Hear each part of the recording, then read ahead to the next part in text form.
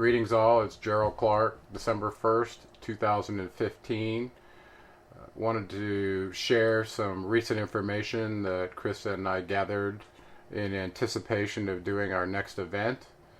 So we recently traveled to Mexico City to visit some ancient sites there, and also to the state of Chiapas to visit a site there, as part of my research in connecting the Anunnaki to what's happened in the Mexican peninsula and also in the Yucatan. So the first picture that I wanted to talk to is an overall map of the state of Mexico, so that we can kind of get oriented. So you can see Tijuana to the north, and Nogales and Ciudad Juarez up near El Paso, and then all the way down to the Yucatan Peninsula. And so right about 2/3 down the state of Mexico, you see Mexico City there. So that's where we went. And as you realize, last conference we were in the Yucatan at Chichen Itza, and we'll see a picture of that here in just a second.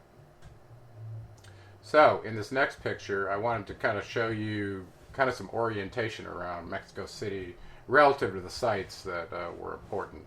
And somebody has taken it upon themselves to draw some geometrical shapes, including, it looks like a tetrahedron and a few others in here, but I'm going to focus on the red triangle to start with. So at the apex of the red triangle, you have the central part of Mexico City, and you can see just below the apex there the word Tenochtitlan. So that was the ancient site in the middle of the city. Then further to the north, about 30 miles, and then a little bit to the east, you see Teotihuacan at the other apex of the red triangle.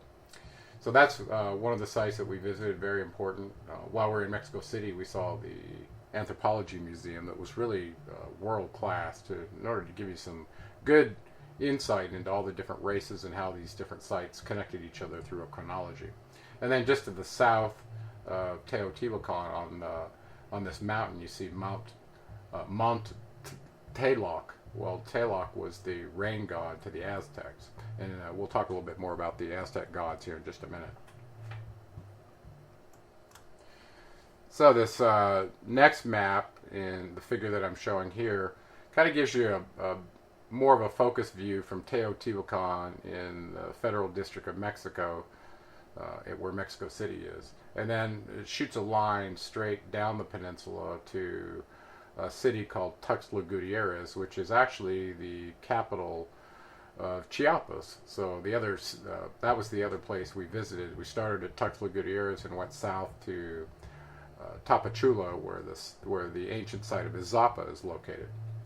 And also you can see up into the Yucatan all these different sites: Tikal, Chichen Itza, Tulum, and then further up into the north of Chiapas you have Palenque and several other sites in that area. So we're going to talk a little bit about that, but I wanted you to see Teotihuacan relative to these other sites, because Teotihuacan ended up being the capital and controlling ancient site that was regulating all these different locations further to the south, and even all the way down to Guatemala, Honduras, and El Salvador.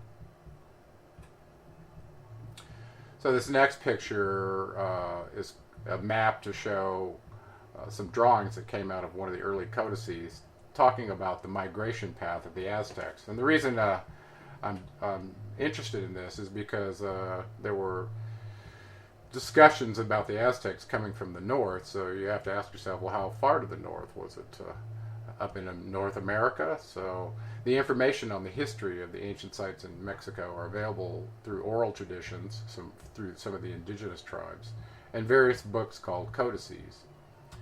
The Burturini Codex specifies that the ancestral home of the Aztec tribe was called Aztlan, which means white place. There existed the home of the source couple, or gods if you will, that begat the Aztec race. Quetzalcoatl, meaning white cloud serpent, and his wife, Elan-Q, which means old woman, gave birth to sons, there were 4 of them, that appear to be the source of the Nahuatl language. This includes the Aztecs and the Toltecs, the ones we're going to focus on, and they were descended from Izapa. The mother of the Toltecs was different than the mother for the Aztecs, and thus the Toltecs and Aztecs were considered half-brothers. Teotihuacan lured kings that ruled and died at the site. Burial at Teotihuacan was equivalent to those in Egypt. Doing so ensured joining the gods in the afterlife. The Toltecs left first and built the city of Tolan a short distance away. The Aztecs were the last to leave the site. Their leader at the time of the migration was named Mexitli, which means the anointed. It is believed that the Aztec god Quetzalcoatl promised the people a new land filled with houses of gold and silver, with multicolored clothing and decorative hues. As the story goes, they were told to keep going in the indicated direction, which would be southwest toward Mexico City, until finding an eagle perched on a cactus growing from a rock surrounded by water. Their directions were to settle the site and call themselves Mexica, which kind of occluded the name of Aztec, a chosen people to rule over all other tribes. The site was Tenochtitlan, now Mexico City, and a lot of people believe that the Mexica were the source race of those 7 tribes that the state of Mexico was named after. So according to the friar who did these writings, the tribes had with them 4 wise men to guide and lead them, and also carried along manuscripts and calendar knowledge. Some of the tribes migrated to the location of Cloud Serpent, while others chose alternative paths dispersing the original 7 tribes of Aztlan.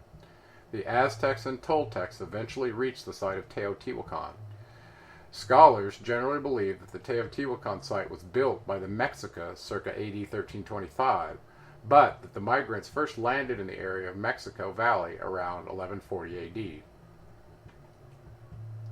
This next figure, figure 5, comes from the codex that describes the Aztlan home of 7 caves. And you can see the depiction of the 7 caves on this pictogram here. And according to this Friar Bernardino de San Juan, in the book Historia de las Cosas de la Nueva España, his decoding of the Nahuatl original source documents indicate that a migration of 7 tribes occurred from Aztlan, leaving the city by boat. The book pictures indicate that a landfall point called Panatlan, place of arrival by sea, points to a coastal location near Guatemala. The Izapa pyramid structure just outside of Tapachula, Mexico, bordering Guatemala, contains a large stone stela, Stela 5, which indicates there was a cultural handoff from Sumerian-looking deities to the Mayan priests. Okay, so let's go to look at this Izapa stone in figure 6. That's located, actually it's not Guatemala, it's right on the border with Guatemala. It's still in Mexico, but very, very close to the border. Here you can see the stone on the right with this crazy stylized hieroglyphs, if you will. And I wanted to add a little context from my second book, The Seventh Planet, Mercury Rising, to kind of bring this into perspective.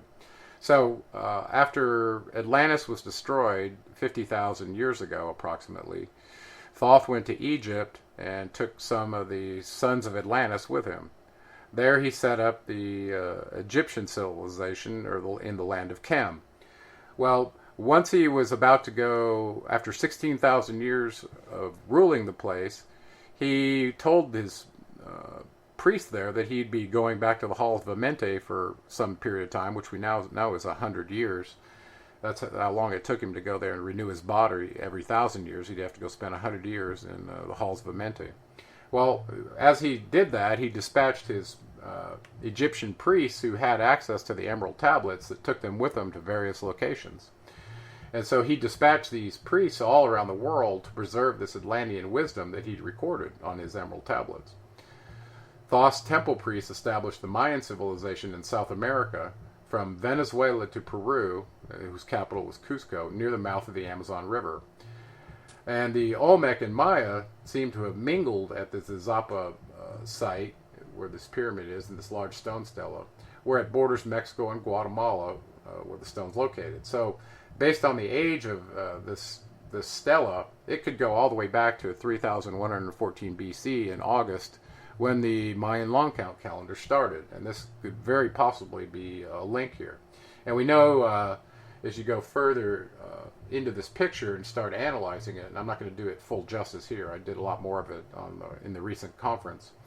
I wanted you to just look in the lower left-hand corner of figure number 7 and look at this Sumerian-looking deity who's conveying this cosmogonic knowledge to this priest, this Mayan or Olmec priest.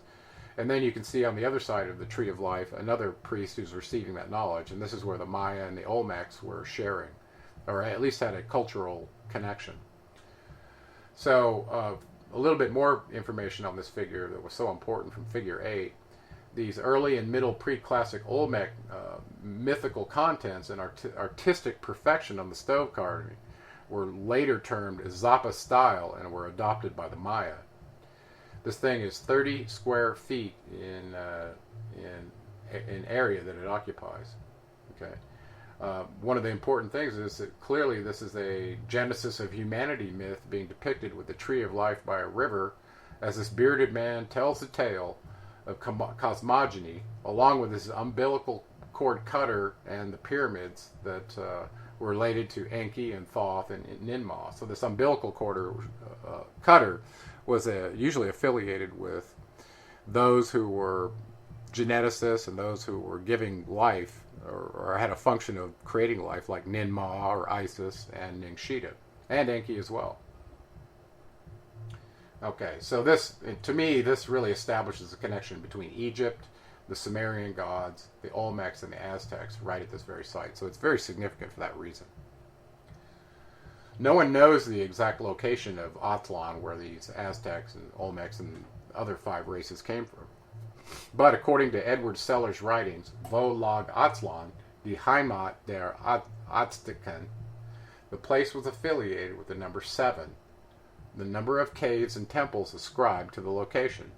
Now recall, if you haven't seen my presentation from Chichen Itza, I showed a Porrino crop circle that had Enki's name and his number encoded in ASCII in that crop circle. So there I said, well, it looks like Enki's affiliating himself with the number 777, and he gave you a couple of his names, E.A. Enki in ASCII code.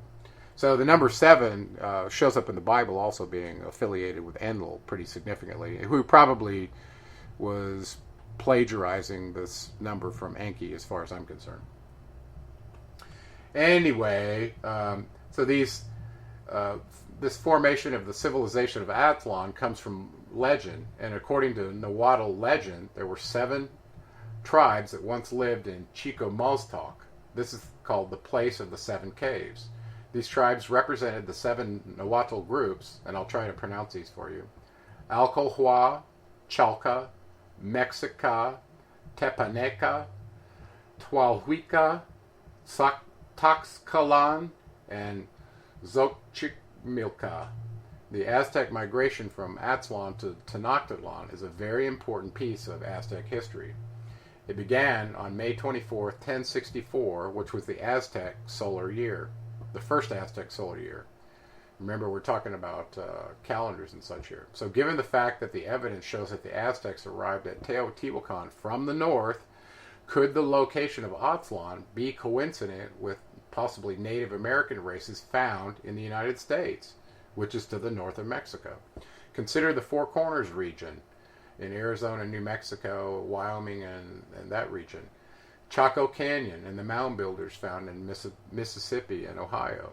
So clearly there were ancient races in North America, and perhaps one of them could be connected. So I wanted to bring that up because recently an astute observer named Dan Holquist contacted me and showed me some videos where he had identified some very significant geometric and pictorial lines around Marfa, Texas.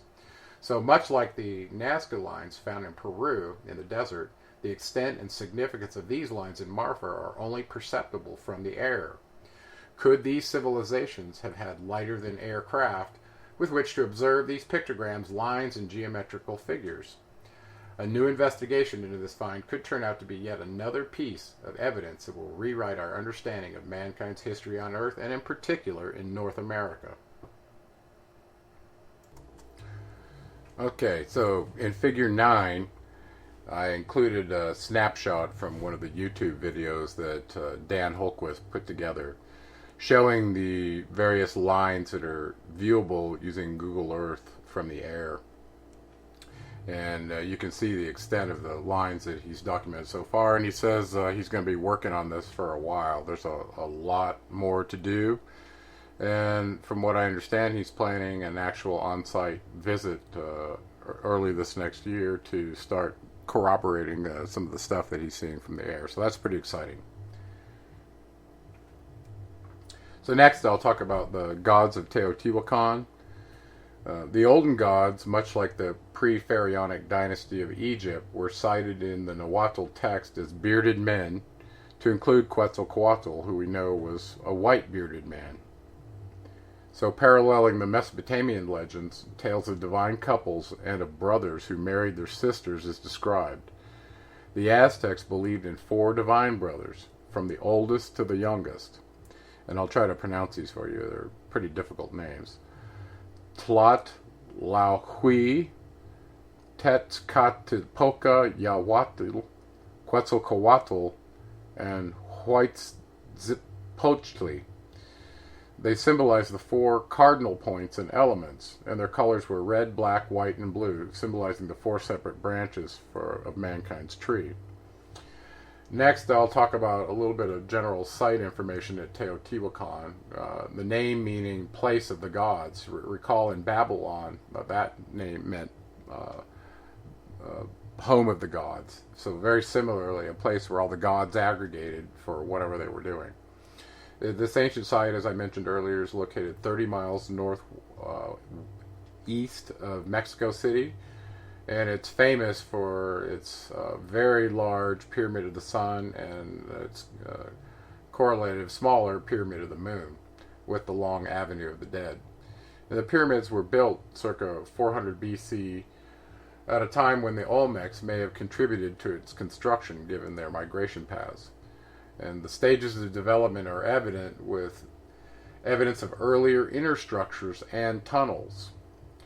Now, functionally, the site was used for celestial observations, kingly burials, religious pilgrimage site, and mineral processing that we know included obsidian, silver, and probably gold. And about circa 200 BCE, the Aztecs left Teotihuacan and the Toltecs took possession of the site. And before I talk about the period of the moon, I want to mention some of the obsidian work that's still being done on site by some of the craftsmen, and additionally some of the silver work. And we're going to include some pictures here so you can have a look at some of the incredible artistic abilities these people that are still working there. Of course, they're using modern tools now, but it's still quite an amazing collection of figures they put together made out of this black and various colors of obsidian. The next picture we'll talk about is the Pyramid of the Moon.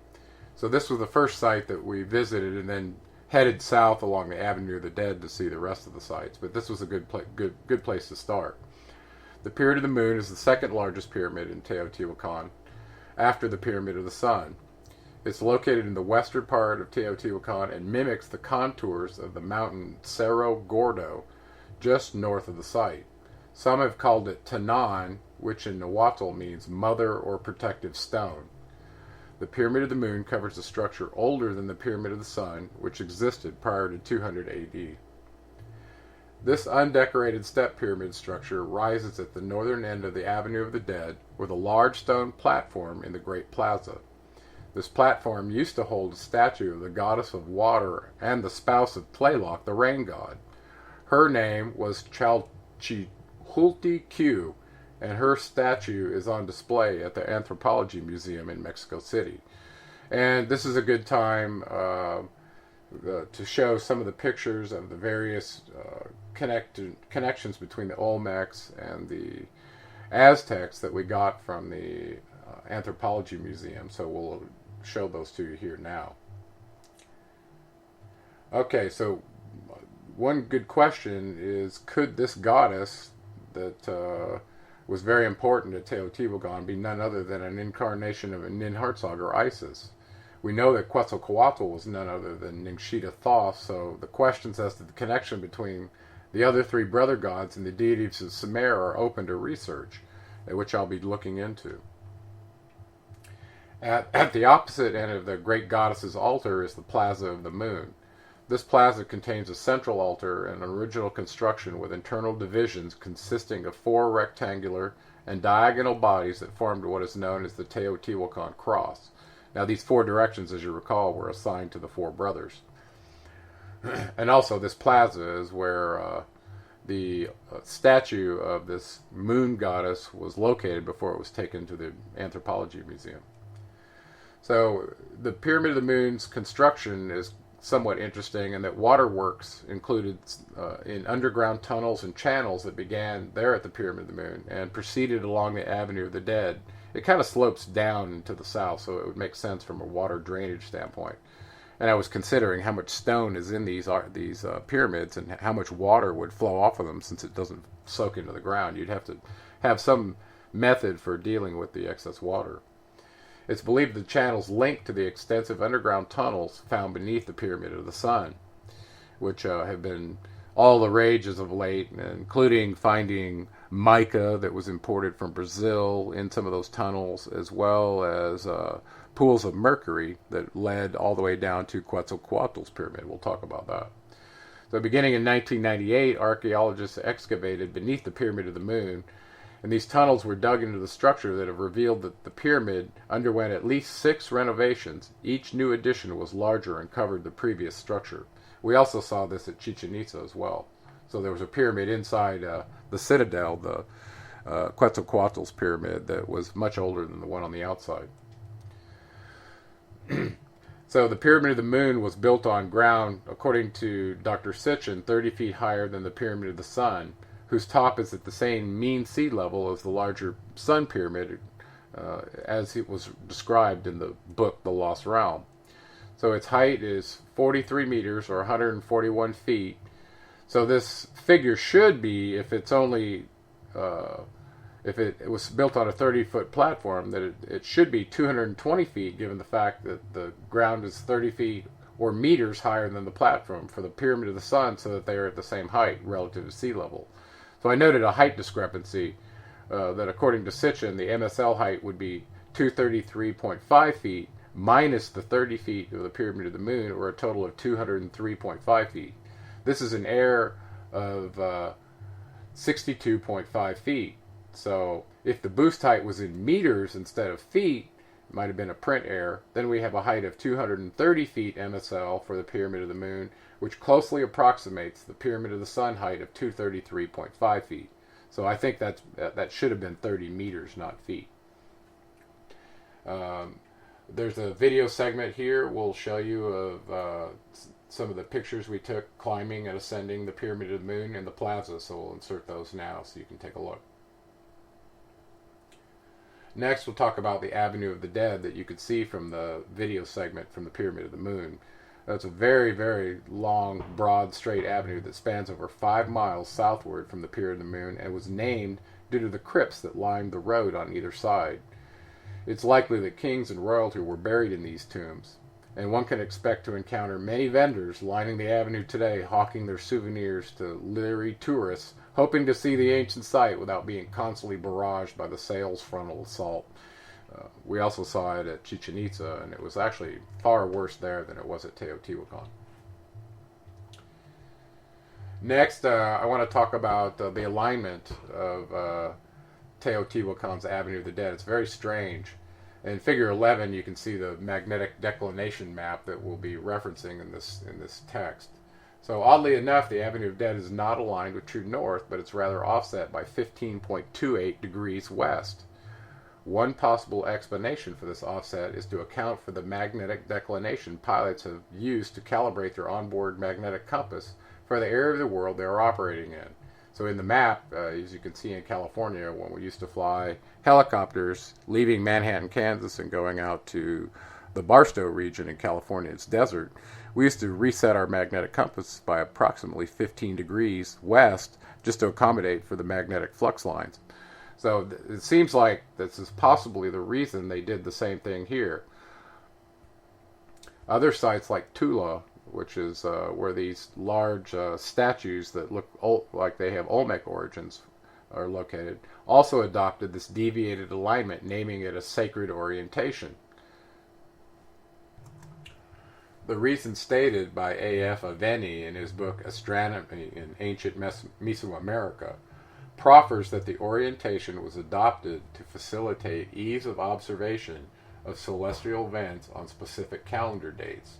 One such event might have been the passage of the sun at the observer's zenith. And here's the next picture is a picture of the Pyramid of the Sun, which we're going to talk about next. The Pyramid of the Sun is the largest building in Teotihuacan and one of the largest in Mesoamerica. Found along the Avenue of the Dead, in between the Pyramid of the Moon and the Ciudadela, or Citadel, and in the shadow of the massive mountain Cerro Gordo, the pyramid is part of a large complex in the heart of the city. It's located 2,000 feet to the south of the Pyramid of the Moon along the Avenue of the Dead directly to the south. The pyramid height reaches 233.5 feet, whereas the Giza pyramid height is 480 feet. The base measurement is 733.2 feet versus 754 feet for the Great Pyramid of Giza, so they're very similar in base size. Now note the slope angle according to Wikipedia is 32.494 degrees, whereas Dr. Sitchin proffers that an angle of 43.5 degrees was used on the Pyramid of the Sun. So it really just depends on which plateau they're talking about, because there are different angles, so I'll have to look further into that. And note that in Egypt, Thoth specified 52 degrees on the Great Giza Pyramid, which other later pharaohs tried to mimic with little success. That's a very steep angle. So they ended up, like Pharaoh Soser, his Saqqara pyramid also used the 43.5 degree angle, as did Sneferu's Red Pyramid. So this angle is much easier to keep the structure from collapsing on itself, but a 52 degree angle was what Thoth used.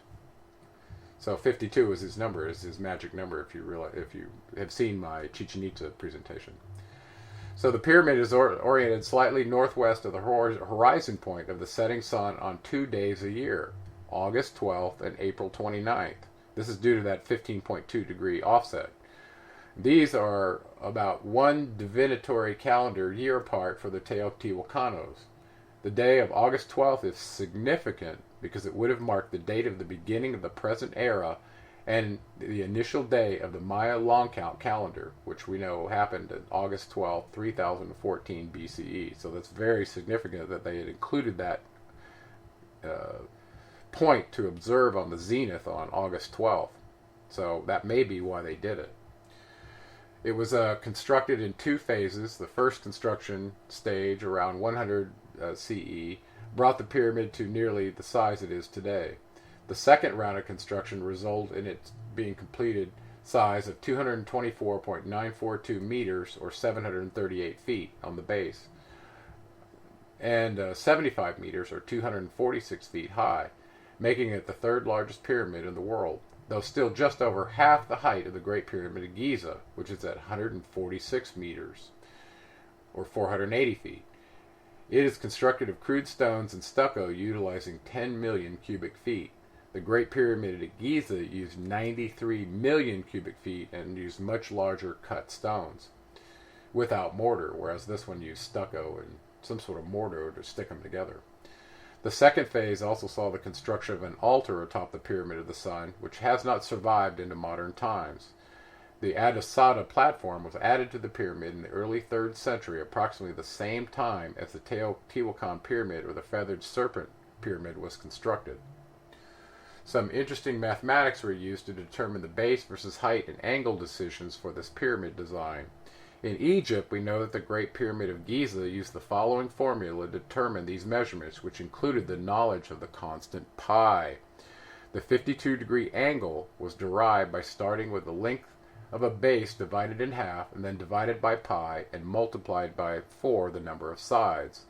Thus we have 4 times 754 divided by 2 divided by pi equals 480 feet. So that's how they determine the height based on the other measurements. And this also establishes the angle of 52 degrees.